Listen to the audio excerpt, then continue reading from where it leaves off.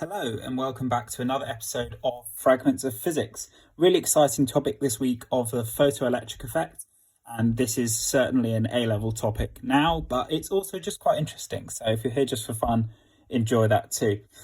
What is it? What is the photoelectric effect? Well, we've got a definition of it here, and that says the photoelectric effect is the emission of electrons when EM radiation hits a material.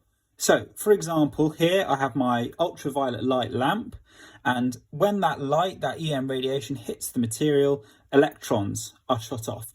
And we have a special word for these type of electrons. We call these emitted electrons photoelectrons. And I'll come back to why. But the photoelectric effect is all to do with these photoelectrons. Now, this caused physicists a lot of trouble in 1900 or so because they couldn't explain four really key observations from their experiments on the photoelectric effect. Firstly, visible light would never release electrons for most materials. Visible light, if you shone visible light on the plate, absolutely nothing would happen. You'd never get a release of electrons. However, if you shone UV light, that would release electrons. And so physicists were wondering why this would happen. They also noticed that with UV light, the more intense, the more electrons they got. Number three, photoelectrons were emitted immediately.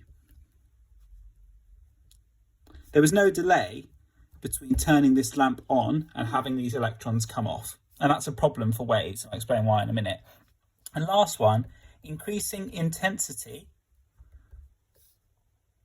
increasing intensity didn't increase the KE, the kinetic energy of electrons. So these are four really important observations, and physicists had an issue because if EM radiation was a wave, well, they found that waves can't explain this. So what should happen is as waves hit, the energy of them should accumulate. So you should get a build-up of energy. And eventually that would release an electron.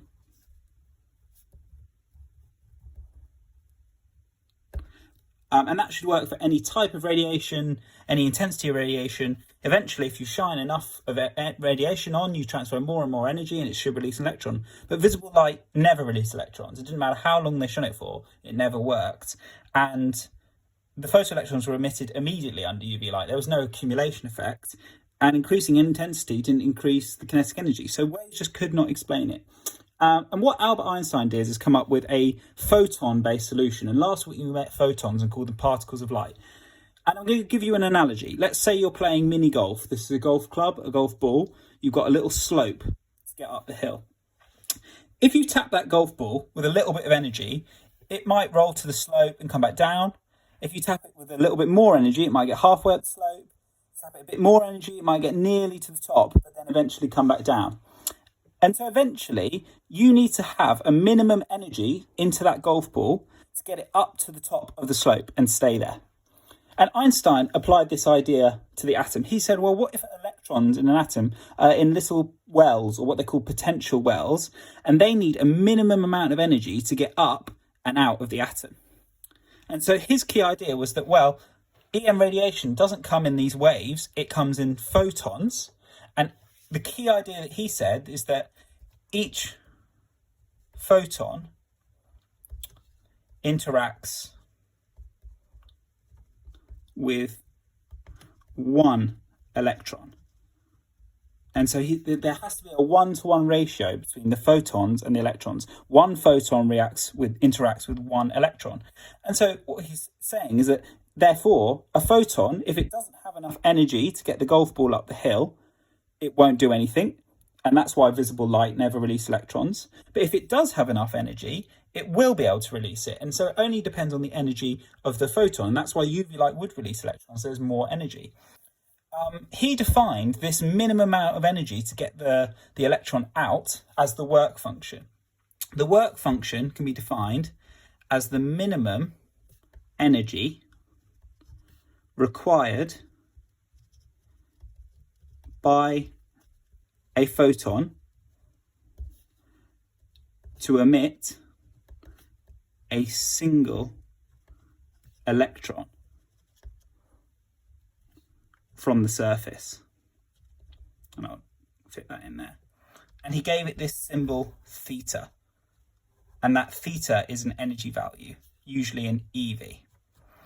And so if a photon needs this work function of energy, this minimum energy, then there's also going to be some frequency, because we know E equals HF. So we call that the threshold frequency. And in the same way, that's the minimum frequency a photon must have to emit a single electron. And so if E equals HF, well, I know if my minimum energy is my theta, then theta equals HF threshold. And so F threshold equals theta over H. And that's an expression for the threshold frequency. So the big idea from Einstein is that to get that ball up the hill, you need a minimum amount of energy from your photon. To learn about his photoelectric equation and varying intensity, come back for part 2 of the video.